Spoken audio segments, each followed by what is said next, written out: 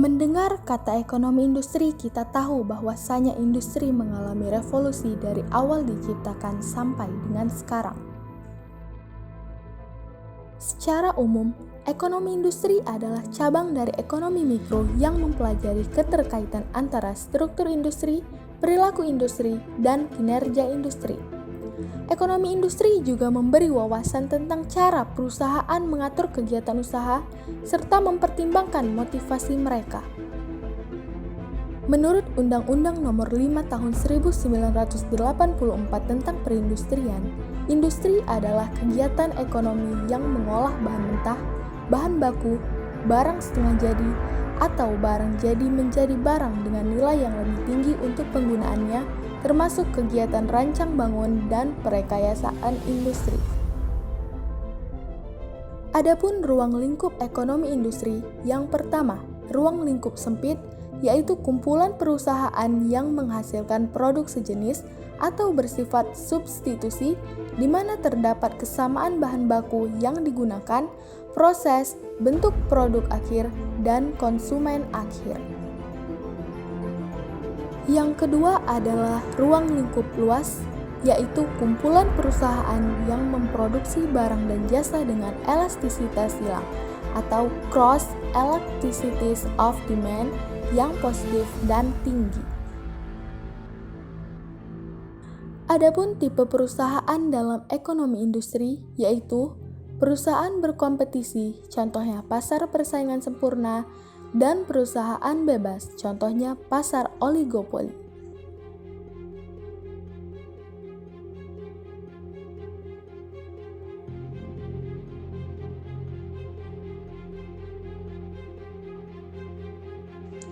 Di Indonesia sendiri, industri sudah berkembang sejak sekitar tahun 1969, di mana Indonesia melakukan pendekatan industrialisasi untuk menggeser aktivitas ekonomi masyarakat.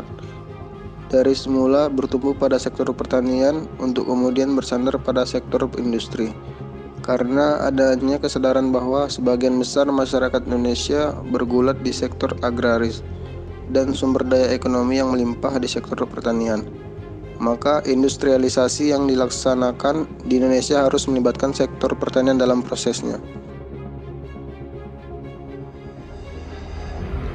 Saat ini industri di Indonesia sudah berkembang pesat, walaupun mengalami naik turun dalam hal perkembangannya. Pada masa sekarang, banyak industri yang merosot akibat damage dari pandemi COVID-19. Di samping itu, ada pun beberapa industri yang malah makin berkembang. Dikutip dari liputan6.com, saat ini memberikan sambutan secara virtual dalam acara pembukaan Kompas 100 CEO Forum pada Kamis 21 Januari 2021. Presiden Joko Widodo melihat ada sejumlah industri yang akan tetap bertahan di tengah situasi kritis akibat pandemi virus corona. Dia melihat industri-industri harus dikembangkan, khususnya di masa pandemi COVID-19 ini. Kemudian kalau ada yang bertanya, industri apa sih yang akan bertahan dalam COVID ini? Kalau kita lihat, saya melihat, dan ini perlu terus kita kembangkan, satu, pangan. Yang kedua, farmasi dan rumah sakit. Tiga, teknologi, ya, jasa keuangan dan pendidikan. Pangan saya hanya ingin menggarisbawahi tentang komoditas barang-barang kita yang masih impor.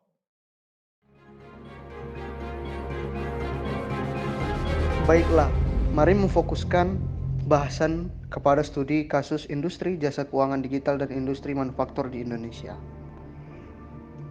Dapat dilihat bahwasannya semenjak pandemi saat ini, adaptasi masyarakat di Indonesia kepada teknologi semakin cepat.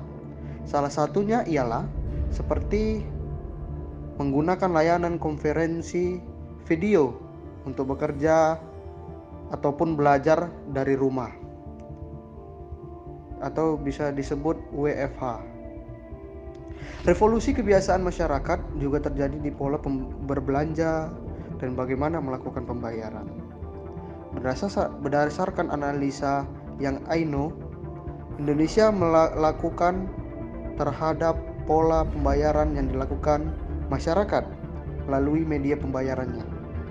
Konsumen saat ini lebih memilih untuk melakukan pembayaran non-tunai, yang mana penggunaannya pembayaran digital kurang lebih sejumlah 56% di Indonesia. Contoh seperti GoPay, OVO, dan lain sebagainya.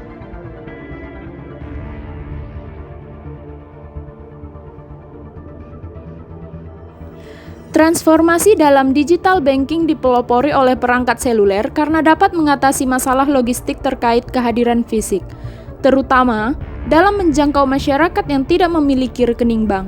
Sebagai negara dengan ekonomi terbesar di Asia Tenggara, Indonesia juga memiliki populasi tanpa rekening bank sebanyak 180 juta orang.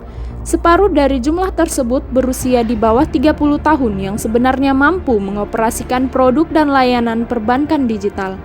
Sementara, hampir 2/3 populasi Indonesia memiliki ponsel. 42% diantaranya merupakan pengguna smartphone. Jumlah ini lebih banyak daripada orang-orang yang belum memiliki rekening bank di Indonesia. Oleh karena itu, kesenjangan ini dapat segera diisi oleh solusi perbankan digital. Meningkatnya pembayaran digital ini juga seiring dengan semakin meroketnya minat belanja online oleh masyarakat. Yang kedua, pada bidang industri manufaktur, Kementerian Perindustrian Republik Indonesia mencatat produktivitas industri manufaktur di dalam negeri mulai membaik setelah sempat terpukul akibat pandemi COVID-19.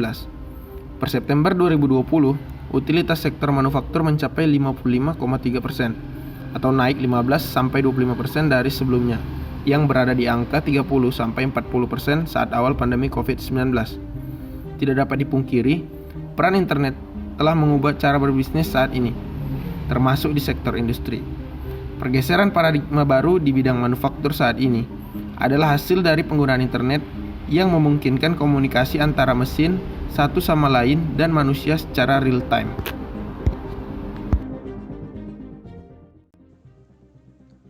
Setelah melihat studi kasus industri di dalam negeri, mari kita mencari tahu lebih lanjut mengenai studi kasus industri di luar negeri selama pandemi COVID-19.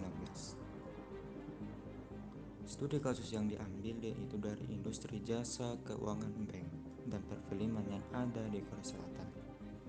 Pada industri jasa keuangan bank, diketahui kepercayaan konsumen Korea Selatan melemah tajam pada November dari level tertinggi 10 bulan karena kebangkitan virus corona menyebabkan pembatasan aktivitas yang lebih ketat.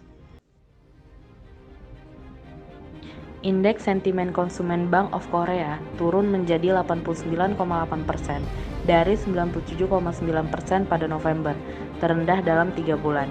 Penurunan tersebar terlihat pada subindeks yang mengukur prospek pengeluaran rumah tangga dan penilaian ekonomi mereka. Beralih kepada industri perfilman, industri pada bidang ini malah dinilai tahan banting.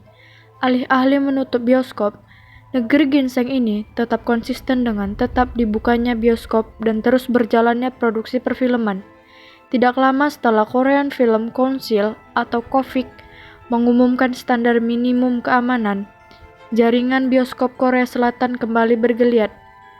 Dalam kurun Januari hingga Oktober 2020, KOFIK mencatat total 54,5 juta tiket terjual. Jika dibandingkan periode yang sama di tahun lalu, total jumlah tiket yang terjual menyusut hingga 70,6%. Di periode Januari hingga Oktober 2019, total penjualan tiket bioskop di Korea mampu menyentuh 185,6 juta tiket. Di balik capaian industri film Korea Selatan yang apik selama pandemi ini, rupanya ada campur tangan yang tidak dapat dihilangkan dari pemerintahnya. Di bawah naungan Ministry of Culture, Sport and Tourism atau MCST, pemerintah Korea Selatan bergerak cepat sejak pandemi pertama kali menyebar di negaranya pada Januari silam.